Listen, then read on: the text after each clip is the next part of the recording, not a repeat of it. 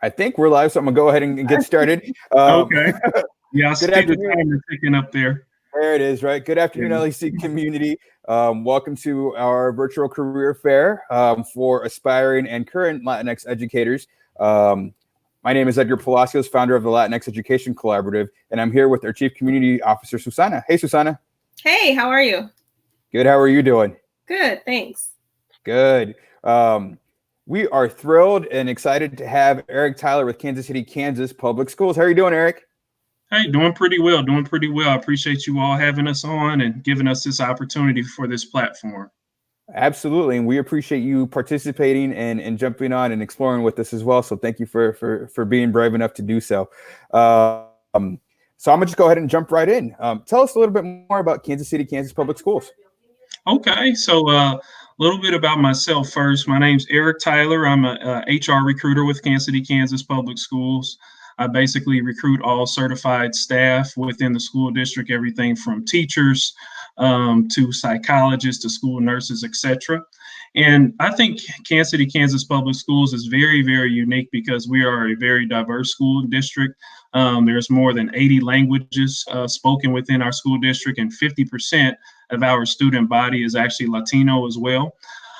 We actually are doing some really good things within the Kansas City community, specifically around education. I'm just going to highlight a couple of success stories that we've had. I'm not sure if you all are familiar with Sumner Academy, but according to U.S. News, Sumner Academy was actually recognized as the #1 high school within the state of Kansas 2 years in a row, and is actually recognized as number 50 right now nationally across the country. Something that we're kind of doing that we're really proud of on the elementary side is actually we definitely have an elementary school right now that actually received a national award for academic excellence as well too, to just try to share with you all. Even though we're in urban education, we're doing some really good things on the footprint to really try to make a difference in each student's lives to ensure that they are prepared for college and careers after they continue going through school. That's great, Eric. Yes, congratulations on the national awards. I saw that in the news this week. Thank you for sharing that. You talked about your population of students being largely Latinx. I assume that then that means that there are some educators in your district that are also identified as Latinx. How do you currently support those educators? Yeah, we currently support those educators in many different ways, and we actually have a success story with that. One of our teachers was actually awarded the Future Educator of the Year, sponsored by Latinx Education Collaborative Award. And that's just kind of an example of an individual that was able to really own their own development, take advantage of those professional learning communities that we have to offer. And something that we do that's pretty unique versus other school districts within the Kansas City metro area is that on Wednesdays, we really allocate a significant amount of time around the development of our educators, because we really want to ensure that they are leading students in the classroom at the best way possible. Some other things that we're doing is that we definitely offer recruitment and also retention incentives for individuals that come on board with Kansas City, Kansas Public Schools. If individuals are trying to relocate to the Kansas City area, we actually pay up to $1,000 for relocation assistance as well too. Something that we've really been doing and had some success with is actually SPED waiver programs. So individuals that might be in content areas different than special education at first, wanting to get into special education, we actually pay for a portion of their academic furthering of their education to get a master's within special education as well. So those are some of the things that we're doing. And I'm just really kind of proud of some of the success that we're really seeing, because we're really moving into the right direction. I appreciate you sharing that with us, and thank you so much for bringing up that educator, that future educator, which is now a full-fledged educator, Laura Flores, who we awarded last year with Future Educator of the Year. So shout out to Laura if she's listening, and grateful that she's a part of our community. So tell us a little bit about you've had a lot of success, it seems. Tell us a little bit about what kind of openings you have available. Yeah, so we have some different positions available. We have things such as kind of hard to fill high need areas within our school district. Right now, we actually have some certified positions available around the content areas of mathematics, special education, ESL, and then also world language with Spanish as well too. Our school district actually offers a lot of classified job opportunities as well. So a significant amount of our job postings is around the paraprofessionals. We actually have a para to teacher program in which if an individual is a para for up to 2 years within the school district, they can transition into getting their teaching license. And that's one of our strong suits, is just trying to get around some of the Kansas Board of Education standards and going through alternative certification routes that a lot of individuals have taken advantage of opportunities with. That's really good to hear. That's actually really good information for several people in our community and our network. So thank you for that. We know that when we're looking for jobs, we want the organization to be right for us. We want us to be good for the organization, right? And so what would be a good fit, or what qualities or skills should a candidate have in order to be successful at KCKPS? Okay. I'd definitely say the best way to put this one, I really like this question, is very important, because I feel that in order to work within an urban and diverse school district, you have to be willing to prepare and also practice cultural responsiveness. We're asking people to lead in classrooms with individuals that have backgrounds significantly different than what they're coming, to the table with experiences they might have had with their upbringing. So cultural responsiveness is something that we definitely look at. We want our fun learning environment for students, and also a safe. When you think about diversity and inclusion, that is very imperative for the roles of education, especially through K through 12 education backgrounds.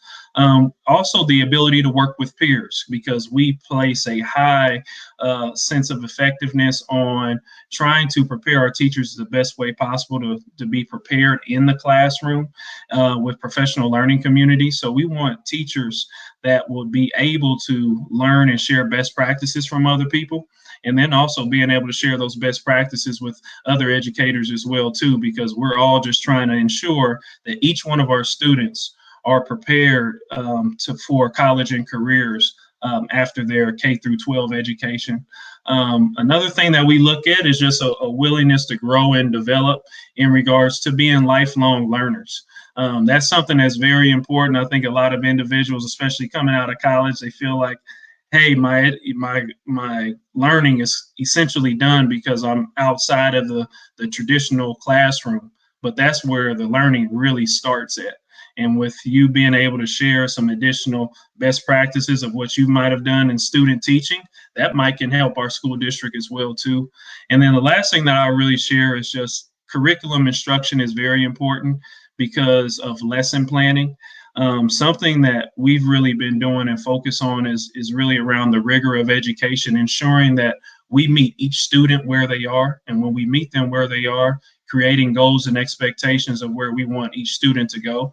And that's why we've seen significant increases in our MAP testing scores in regards to mathematics and also reading, because our teachers are kind of evaluating and holding themselves accountable to some of those standards.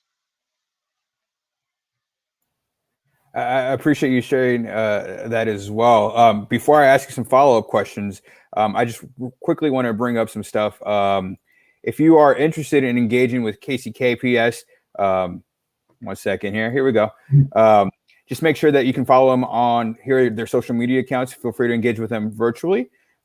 We also are listing the job links and the opportunities in our comments. And if you are interested in connecting with Eric, please fill out the form that we're posting down there as well. We'll be happy to make a virtual introduction to Eric to make sure that you all are connected. So if you are indeed interested, please let us know how we can help support. Eric, you mentioned cultural responsiveness, and that's something that's incredibly important to the district. Let me ask you the question from a different perspective. So you mentioned also that I think over 50% of your student population is Latinx.